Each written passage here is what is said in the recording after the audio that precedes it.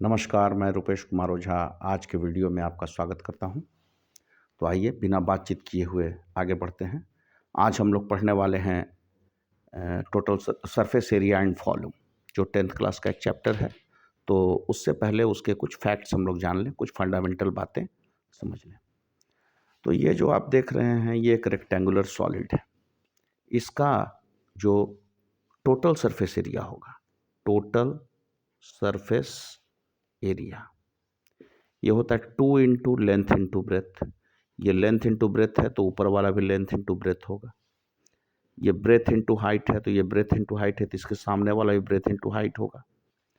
और ठीक इसी प्रकार लेंथ इंटू हाइट है तो ये लेंथ इंटू हाइट है, तो इसके सामने वाला भी लेंथ इंटू हाइट होगा।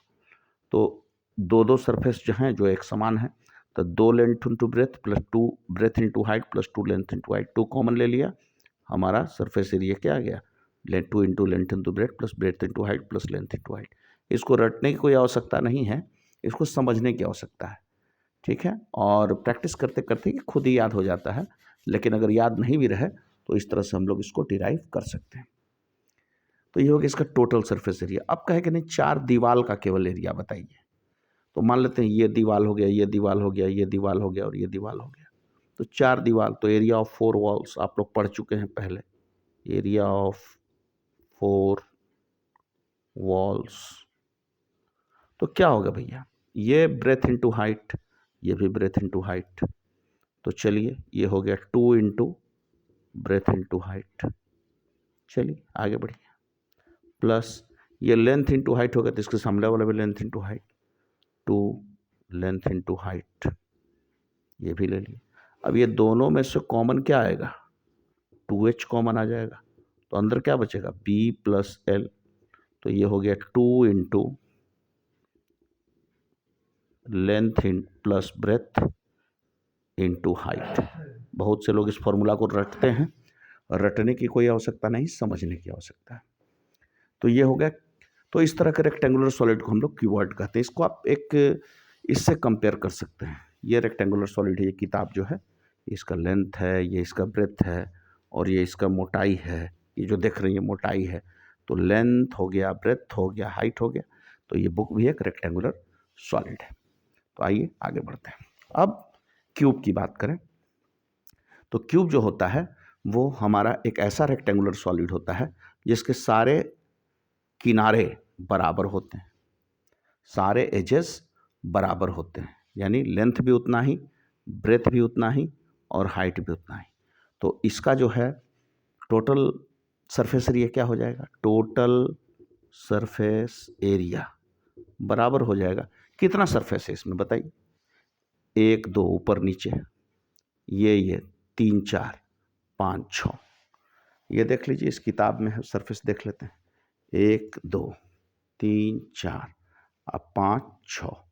तो ये हम लोग देख चुके हैं कि जैसा क्यूबॉइड होता है वैसा ही क्यूब होता है, बस उसका लेंथ ब्रेथ हाइट तीनों बराबर होता है। तो इसका टोटल सरफेस एरिया 6 सरफेस का, तो इसका एरिया ए स्क्वायर होगा। तो 6 ऐसा फेस है, सतह है, तो टोटल सरफेस एरिया 6 इंटू ए स्क्वायर। ये फॉर्मूला होता है 6 इंटू साइड का स्क्वायर। अब ये हो गया हमारा total surface area of cube. केवल सरफेस एरिया की बात कर रहे हैं। अब हम लोग आगे बढ़ेंगे और आगे बढ़ते हुए एक नए कॉन्सेप्ट को पकड़ेंगे। आप लोगों ने सिलेंडर के बारे में पढ़ा होगा, तो सिलेंडर की बात हम लोग थोड़ी सी करेंगे।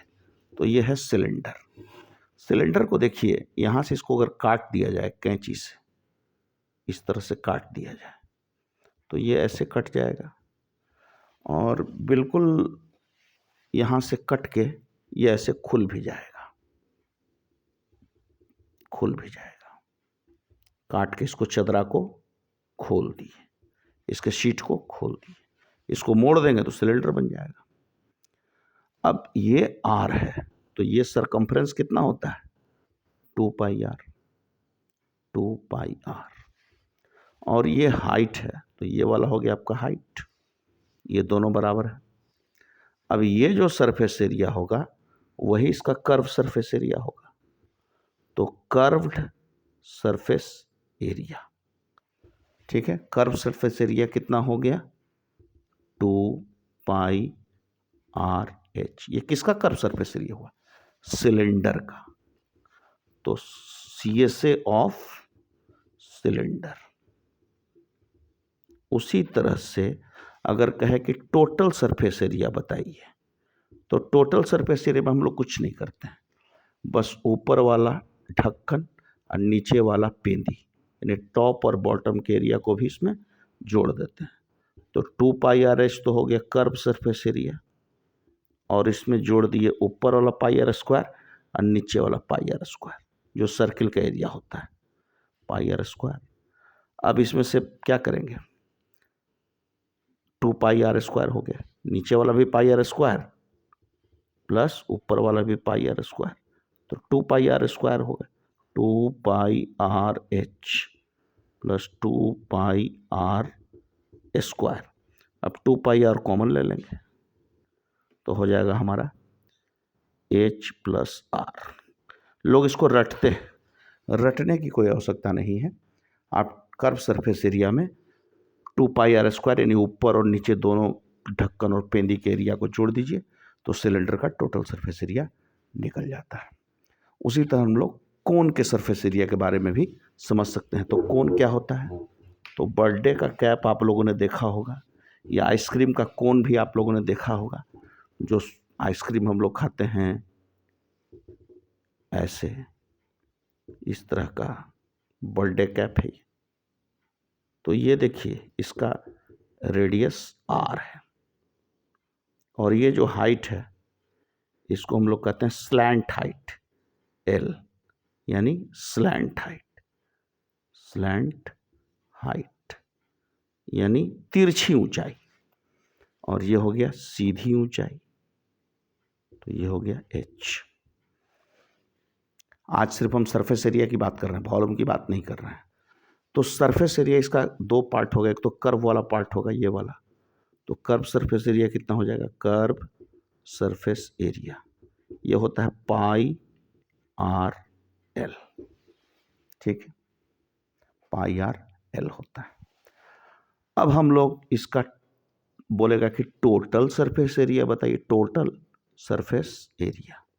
तो इस कर्व के साथ नीचे वाला सर्किल का एरिया भी जोड़ दीजिए तो pi r l plus pi r square.